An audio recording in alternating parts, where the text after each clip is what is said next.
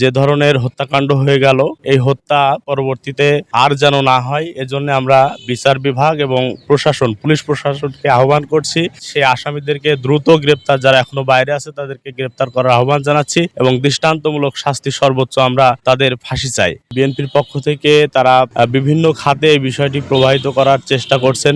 তার মধ্যে একটি হলো যে জমি জায়গা নিয়ে মারামারি। আমি মোহাম্মদ সাখাওয়াত হোসেন, নায়েবে আমির, বাংলাদেশ জামাত ইসলামী জীবননগর উপজেলা শাখা। আজকে আমাদের বাঁকা ইউনিয়নের আমির মফিজুর রহমান ইন্তেকাল করেছেন। আপনারা নিশ্চয় জানেন যে হাসাদায় গত ২৮ তারিখে যে আমাদের ভাইদের ওপরে হামলা হয়েছিল, তার পরের দিন আমাদের হাফিজুর রহমান ভাই মারা যায় এবং আজকে আমাদের ইউনিয়ন আমির মফিজুর রহমান ভাই মারা গেছেন।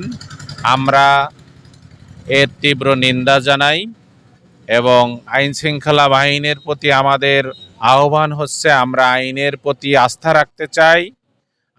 আইনের গতিতে চলুক। আমরা জনগণ যেন আইন হাতে তুলে না নেয় সেই ব্যাপারে প্রশাসনকে আমি দৃষ্টি আকর্ষণ করছি এবং সুষ্ঠুভাবে এর তদন্ত সাপেক্ষে যারা দোষী এজাহারভুক্ত আসামি তাদেরকে যেন অতি দ্রুত আইনের কাছে সোপর্দ করা হয়। আমি মোহাম্মদ মাহফুজুর রহমান, সেক্রেটারি, বাংলাদেশ জামাত ইসলামী জীবননগর উপজেলা শাখা। ওই দিন ২৮শে ফেব্রুয়ারি সন্ধ্যা আনুমানিক ৭টার সময় আমাদের আমরা আমাদের পার্টি অফিসে ইফতার শেষে জানতে পারলাম যে আমাদের একজন কর্মীকে বিএনপির লোকজন মারধর করেছে এবং তার কোনো কারণ নাই, মানে কেন মারধর করেছে এটা বলেনি। পূর্ব শত্রুতার জের ধরে মেরেছে বলে এটা আমরা জানতে পারলাম। তো ইফতার করার পরে যে ছেলেটি মেরেছেন উনি হচ্ছে বিএনপি হাসাদা ইউনিয়নের স্বেচ্ছাসেবক দলের আহ্বায়ক মেহেদি হাসান। উনি এখন গ্রেপ্তারকৃত অবস্থায় আছেন। তো এই ছেলে, তার ওই মেহেদির বাপের নাম হচ্ছে জসিমউদ্দিন। তো আমরা প্রাথমিকভাবে এটা কেন মারলেন তার বিষয় আদি জানার জন্যে মেহেদির পিতা জসিমকে আমরা বলার চেষ্টা করি।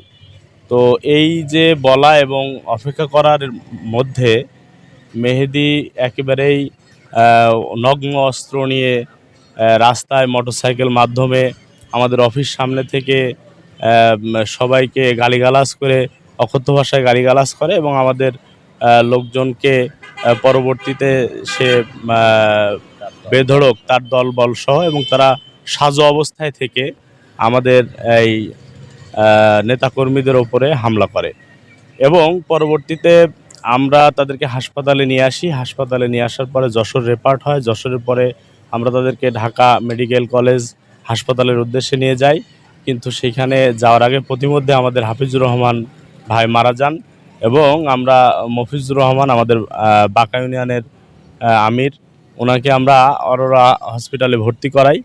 আজকে 11 দিন পরে উনি চিকিৎসাধীন অবস্থায় মারা যান। তো আমরা আপনাদেরকে জানাতে চাই যে এই ঘটনাকে কেন্দ্র করে আমরা একটি মামলা দায়ের করি। মামলা দায়ের করার পরেও আসামিরা গ্রেপ্তার হয়নি এখনো পর্যন্ত, শুধুমাত্র 2 জন গ্রেপ্তার হয়েছেন।